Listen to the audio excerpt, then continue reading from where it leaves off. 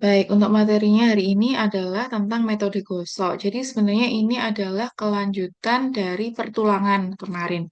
Untuk yang pertemuan sebelumnya itu kan tentang dikalsifikasi, di mana bagaimana caranya untuk mendapatkan preparat tulang dengan penambahan reagen-reagen tertentu sehingga tulangnya itu menjadi lebih lunak, sehingga mudah untuk dipotong. Nah, kalau ini adalah metode yang lain, yaitu metode gosok.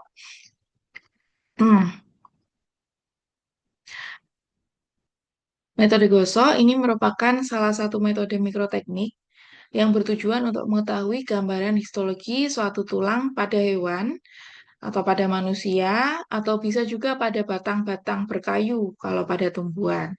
Jadi metode gosok ini lebih luas untuk pemakaiannya. Jadi bisa dipakai oleh manusia, hewan maupun tumbuhan. Metode gosok ini digunakan untuk mendapatkan sediaan yang sulit untuk diiris atau sulit untuk mendapatkan sediaan dengan ketebalan yang merata, yaitu pada jaringan yang sifatnya keras, seperti sediaan tulang, gigi, dan jaringan keras yang lain.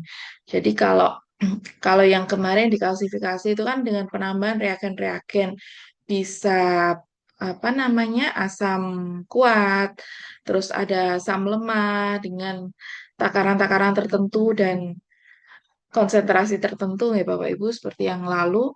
Nah, kalau ini adalah digosok dengan cara digosok. Jadi preparat gosok itu nanti diperoleh melalui metode mikroteknik dan cara yang sering digunakan adalah dengan cara merebus atau menggosok bahan sediaan setipis mungkin. Sehingga nantinya dapat diamati di bawah mikroskop dengan jelas dan dapat diketahui bagian-bagian dari objek atau sediaan tersebut.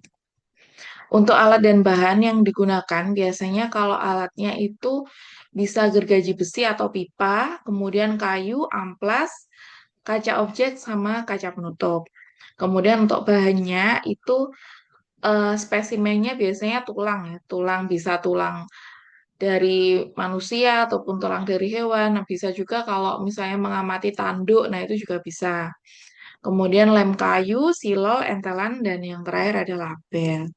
Nah, untuk prosedurnya, yang pertama adalah tulang dipotong melintang, kemudian ditempel pada balok yang diberikan 3 lubang. Kemudian tulang itu diamplas hingga tipis.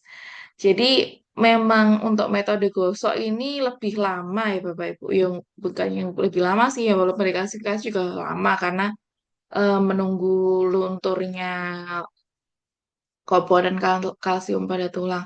Cuma kalau yang ini tuh lebih mekanik gitu Bapak Ibu. Jadi lebih banyak bekerja untuk menggosok. Nah, kemudian tulang yang sudah tipis itu nanti dicuci dengan air dan dilepaskan dari balok. Kemudian yang keempat itu dilakukan clearing menggunakan silol selama 5 menit. Selanjutnya, tulang diletakkan di atas kaca benda dan ditutup dengan kaca objek. Lalu yang keenam adalah sediaan siap untuk diamati di bawah mikroskop. Jadi untuk prosedurnya itu memang sangat sederhana Bapak Ibu. Jadi untuk mengamati tulang itu bisa digosok seperti ini. Cuma ya itu kerjanya lebih pakai otot ya, karena menggosoknya ini ya lumayan lama, apalagi kalau tulangnya tebel. Jadi untuk mengikis itu kan juga membutuhkan waktu yang agak panjang. Kemudian untuk hasilnya, ini contohnya pada preparat tanduk sapi, itu mendapatkan hasil seperti ini. Sebentar. Nah, ini preparat tanduk sapi. Ini keduanya sama-sama preparat tanduk sapi. Mungkin yang berbeda adalah faktor lama, lamanya menggosok ya. Jadi kalau dari buku referensi itu preparat gosok dari tanduk sapi itu gambarnya harusnya seperti ini. Ini. Jadi kalau untuk menggosok yang kurang maksimal juga itu hasilnya kurang ya Bapak Ibu. Apalagi ini ada tampak lubang seperti ini. Nah, ini mungkin yang mendekati ini. Cuma ini pun juga masih agak susah untuk diamati. Jadi yang bagian-bagiannya itu yang pertama ada saluran Havers, kemudian ada lakuna sama lamela.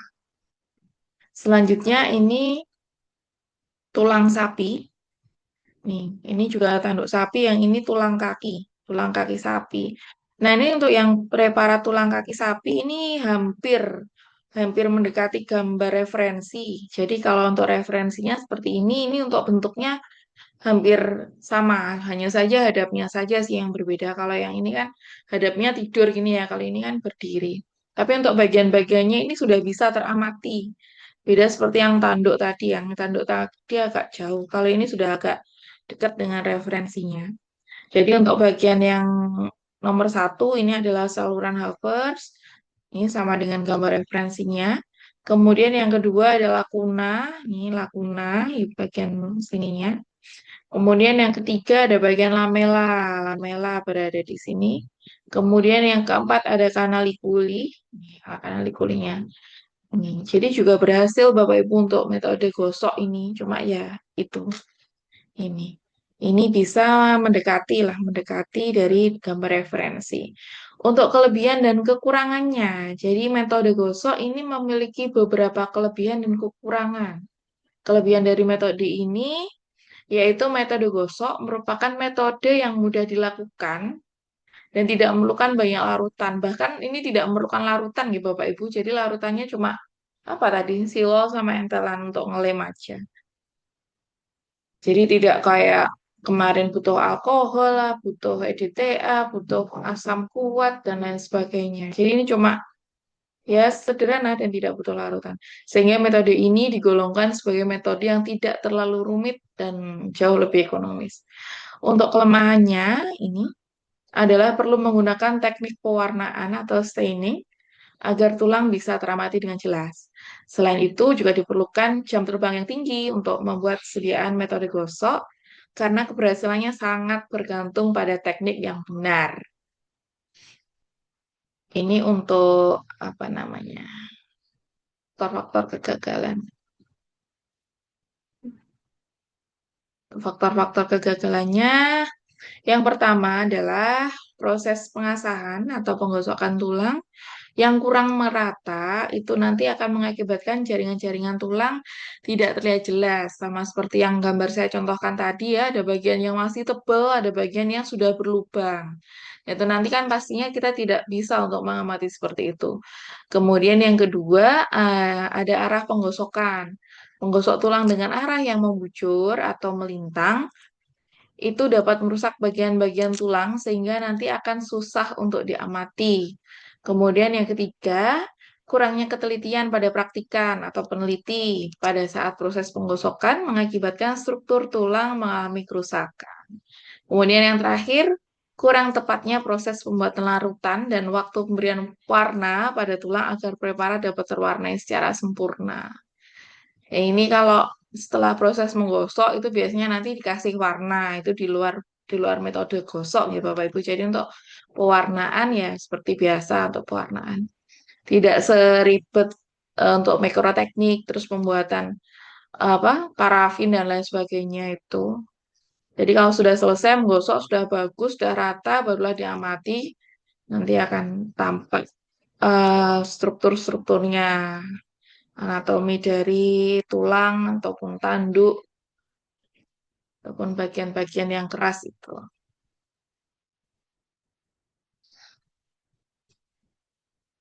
Untuk referensinya sebagai berikut. Sudah selesai Bapak Ibu untuk untuk materinya. Jadi hari ini materinya tentang metode gosok. Ini metode yang sepertinya sangat jarang diaplikasikan, tapi sebenarnya ada secara teori itu ada yang namanya metode gosok itu untuk membuat preparat tulang. Hanya saja kalau untuk lab konvensional, apalagi lab perguruan tinggi yang apa namanya running banyak sekali sampel itu saya rasa memang tidak pernah digunakan karena kan kita butuhnya cepet ya, butuhnya cepet terus juga bener seperti itu. Kalau dipotong pakai mikrotom itu kan pastinya lebih merata, kemudian untuk pewarnaannya juga lebih mudah. Jadi antara dikalsifikasi dengan metode gosok ini pastinya yang paling sering digunakan adalah yang dikalsifikasi, walaupun lebih mahal karena melibatkan banyak sekali larutan dan itu pastinya bertingkat terus larutannya macam-macam juga. Lebih pricey tapi lebih worth it, lebih bagus lah, lebih cepat. Kalau ini seperti ini Bapak Ibu. Jadi Ini agar ya kita semua agar tahu bahwa ada secara teori ada yang namanya metode GOS walaupun jarang sekali digunakan. Baik, dari sini adakah yang ingin ditanyakan Bapak Ibu? Ini untuk perkuliahannya jadi sangat cepat sekali nih. Karena hanya 10 slide ini. Adakah yang ingin didiskusikan barangkali Bapak Ibu?